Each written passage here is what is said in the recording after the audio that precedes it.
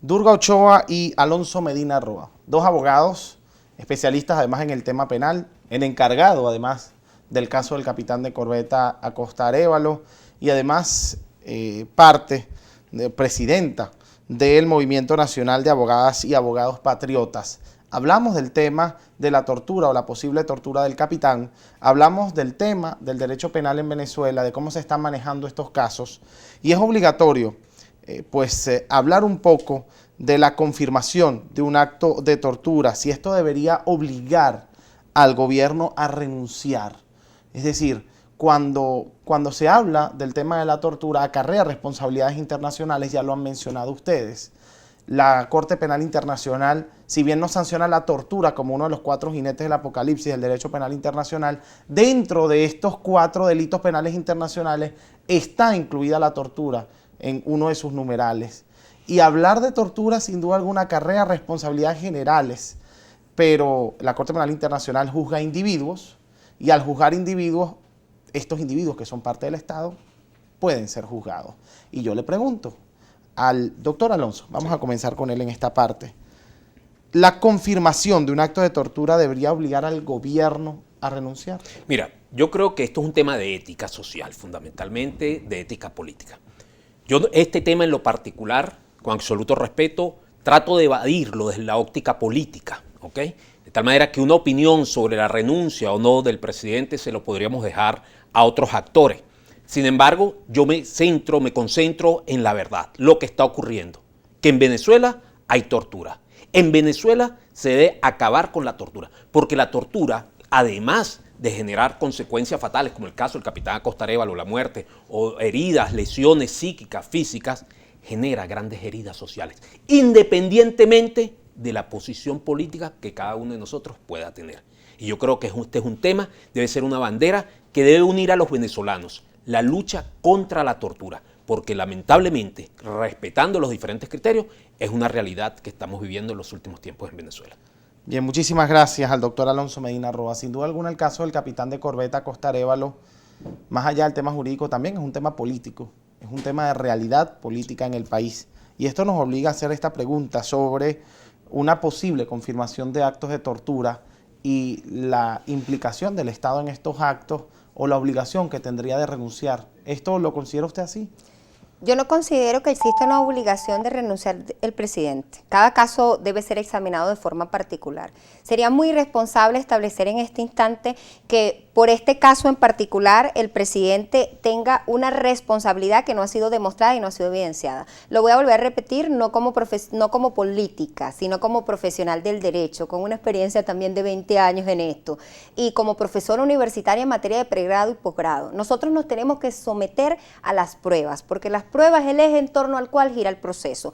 Es muy importante establecer que en materia de derechos humanos, de acuerdo al contenido del artículo 25 de la Constitución de la República Bolivariana de Venezuela, el funcionario público tendrá responsabilidades aún recibiendo instrucciones de un superior. Es decir, que la responsabilidad es individual y que en función de esa situación todo aquel que incurra en actos lesivos contrarios a la norma debe ser determinadas las responsabilidades ante los órganos jurisdiccionales.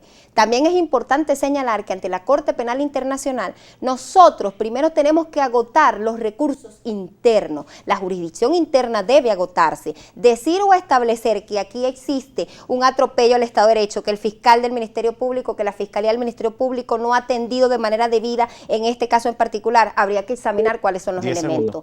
Decirle aquí al abogado, ya se hizo los protocolos correspondientes ante el 6CPC para reclamar al cadáver, ya se verificó o se presentó las actuaciones pertinentes para el tribunal. O sea, todos esos elementos hay que analizarlos. Vamos a hablar de otro tema que también es interesante en el tema jurídico en Venezuela, pero además de esto, quienes nos encargamos de estudiar el sistema internacional, porque es una pasión, porque es mi pasión, yo he sido muy crítico, por ejemplo, del Estatuto de Roma del año 1998.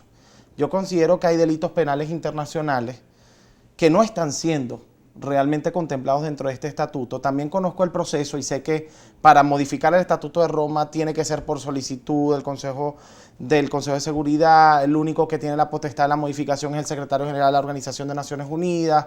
Pero desde su concepción, el Estatuto de Roma y la conformación de la Corte Penal Internacional contemplaron solamente los crímenes de guerra, los crímenes de lesa humanidad, la agresión y el genocidio. Correcto. Como delitos penales internacionales.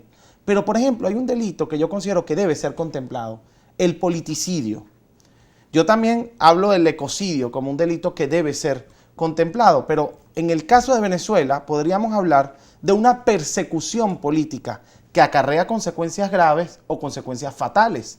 Les pregunto, ¿en Venezuela existe politicidio, persecución política, que también es una violación de los derechos? Porque disentir no debe ser motivo de persecución. Tiene minuto y medio para responder. Yo con absoluta responsabilidad debo afirmar que desde mi criterio, desde mi punto de vista, sí existe persecución política en Venezuela. Y la prueba de esto es la cantidad de presos políticos, la cantidad de dirigentes políticos y la persecución hacia los partidos políticos como tal. Pero debo decirte también algo, que esto no solo afecta a ese dirigente, a ese preso político o a esa organización política. Esto afecta a la democracia y por eso tenemos que ser tan cuidadosos cuando se genera este tipo de persecución, porque no solo estás afectando a ese individuo, sino estás afectando a la institución de la democracia. Y una de las cosas que debemos preservar más los venezolanos es la institucionalidad y sobre eso tenemos que trabajar todos juntos, independientemente de posiciones políticas. La democracia hay que cuidarla, hay que recuperarla. Y este tema de la persecución política, de una u otra manera, lo que afecta más es la institución. Bien, muchísimas gracias al doctor Alonso Medina Roa.